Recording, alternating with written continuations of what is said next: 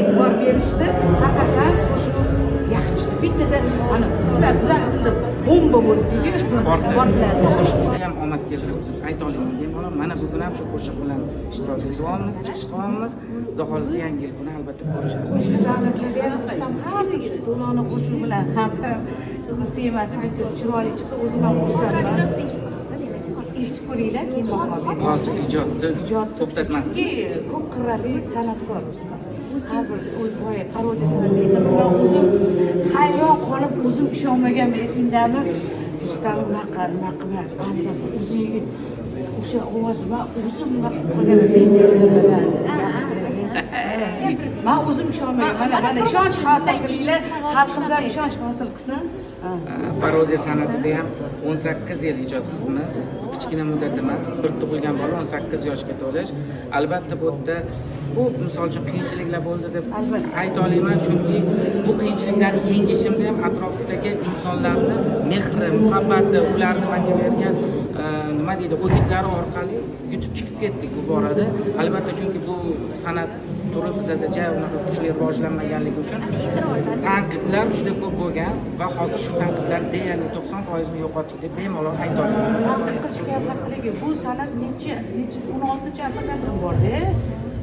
Bu lekin bunaqa qoyilmaqom darajada, hattoki men shu Rustam Shundoqlik kundan ajrata olmay qolganman. Ishonasizmi? Rustam deb qoyil qoladigan darajada, to'g'risi. Odam o'zini ana mana masalan men o'ynaganim men o'zim deb o'ylab qoldim-da. Ay Yuzafamni mana shu to'yga kirganda Yuzafat bo'lib kelibdi. Qaragandagi voy Rustam deb turamiz degan joylari juda ham o'xshashib qoldi.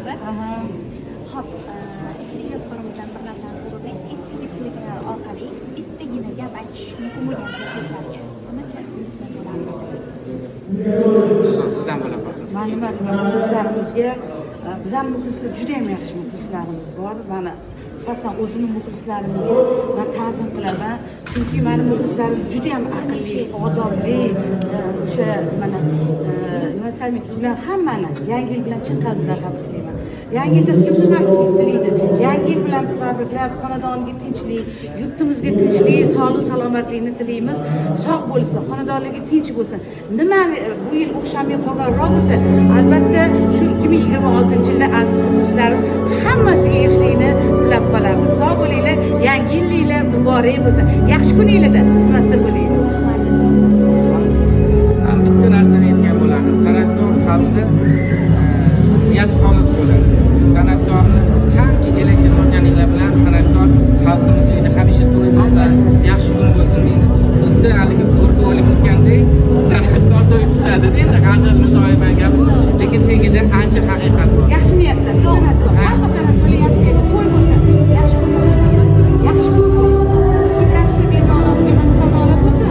Shunchalik duoda qolamiz-ku.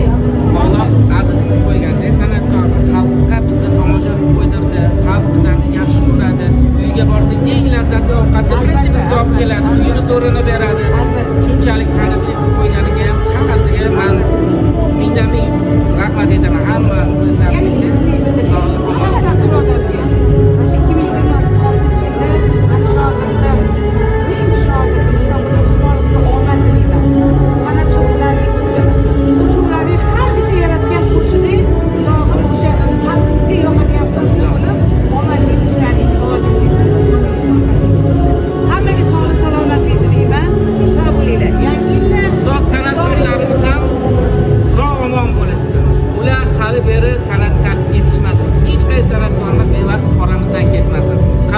Xato bo'lmasa san'atlar bilan hamisha bayram kunlarida ham qanaqa kun bo'lishidan qat'iy nazar sizlarning xizmatingizda yaxshi kayfiyat bag'ishlaydigan biza bo'lamiz. Shuning uchun ustozlarimiz umri uzoq bo'lsin.